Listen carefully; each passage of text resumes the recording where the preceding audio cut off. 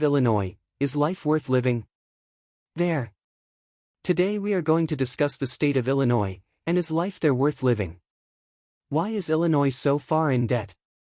However, unlike the spending of the typical U.S. state, starting in the mid-1990s, Illinois' spending consistently outpaced its revenues, which have stayed low.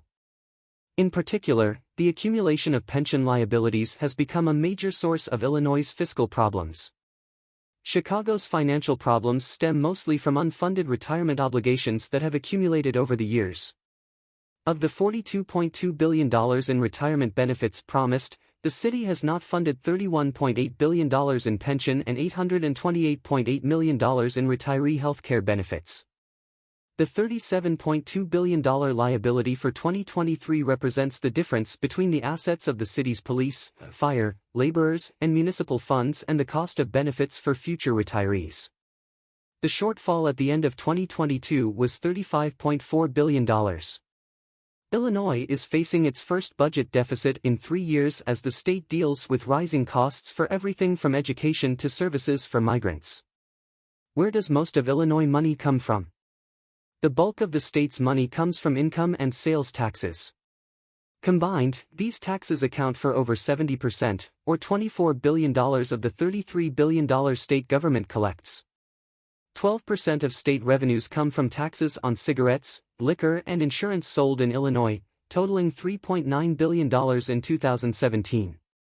Where does the taxpayer money go? An overwhelming majority of your tax dollars are being used to finance benefits programs on the brink of insolvency or paying interest on our national debt. How much does Illinois owe the federal government? In the fiscal year of 2022, Illinois' state debt stood at about $65.09 billion. Comparatively, the state's debt was approximately $28.83 billion in 2000.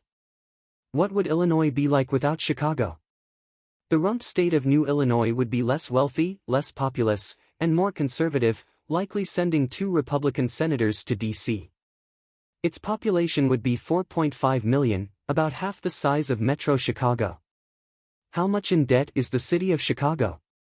According to the group Truth in Accounting, Chicago continues to live up to its moniker, Second City, in at least one respect. It has the second worst debt load of any big city in America, about $43,000 per taxpayer, or almost $40 billion in total. The city of Chicago allocate funds toward general financing, infrastructure services, public safety, finance and administration, community services, general development, regulatory purposes, and legislative and elections. Who is paying for migrants in Chicago? Of the $138 million spent by city officials to care for the migrants in 2023, more than $59 million came directly from Chicago taxpayers, according to city data. The rest came from the state and federal governments via grants that totaled $78.8 million, according to city data. What salary is upper class in Chicago? As of August 26, 2024, the average annual pay for an upper class in Illinois is $47,151 a year. Just in case you need a simple salary calculator, that works out to be approximately $22.67 an hour. This is the equivalent of $906 per week or $3,929 per month. Illinois, particularly the Chicagoland area, has been a haven for job seekers, whether just starting their careers or decades in. The following are just some of the recognizable companies headquartered in Illinois: AbbVie, John Deere, Kraft Heinz, McDonald's, Cisco, United Airlines, Walgreens. The drop in the market and the resulting threat of recession have caused massive layoffs and hiring freezes across the tech organizations and large corporations that once drew people to the state. Some businesses, like Boeing and Caterpillar, have announced plans to move their headquarters elsewhere. Illinois has also seen the largest drop in job openings and has the highest unemployment rate in the U.S. And it's not just in the tech space seeing a downward trend. Working class and manufacturing opportunities are also decreasing. Tax increment financing. Tax increment financing, TIF, is a special funding tool used by the City of Chicago to promote improvements in specific sections of the city. A TIF district is an area of Chicago in which a portion of property taxes from the district are reserved for redevelopment projects within the district. TIFs are financed with special assessments, tax allocation bonds, TIF revenue notes and sometimes other funds. It varies by state. Does Chicago have the highest taxes? Chicago is number 2 in the nation for combined state and local sales tax. The Windy City tied with 4 other major cities as imposing the nation's second highest sales tax on residents among 124 considered. The report warns the city's new status could be costing Chicago businesses their competitive edge. Why is Illinois' sales tax so high? One of the reasons Illinois' sales tax rates are so high is because of the state's relatively narrow sales tax base. According to the most recent estimates from the Tax Foundation, only 26% of the state's economy is included in the sales tax base. Other tax standings. Personal income tax, 13th highest per capita. Corporate income tax, 6th highest per capita. Gas tax, 2nd highest at 60 cents per gallon. Cell phone tax, highest at a rate over 34%, when combined with federal tax. Alcohol tax, 16th highest excise tax on distilled spirits and 12th highest on wine. Estate taxes, tied for the 2nd highest rate. Property tax, 2nd highest rate. All this said, it's no surprise that taxes are the top reason Illinoisans are choosing to relocate. Is Chicago overpriced? The cost of living in Chicago is slightly more expensive than the rest of the country, with a living index of 105.7. This figure is influenced by various factors, such as housing, transportation/gas. Why would anyone want to live in Chicago? Exciting sports and entertainment options. Whether you enjoy sports, theater, music, or nightlife, there's always something to do in Chicago. Sports fans can cheer on their favorite teams, such as the Chicago Cubs, White Sox, Bulls, and Blackhawks. Why are people moving away from Illinois? The main reasons cited for moving out of Illinois were work, 26.1%, and retirement, 21.4%, according to the survey. Surprisingly, high cost of living was reported as the least likely reason for residents leaving the state. Crime wasn't even mentioned.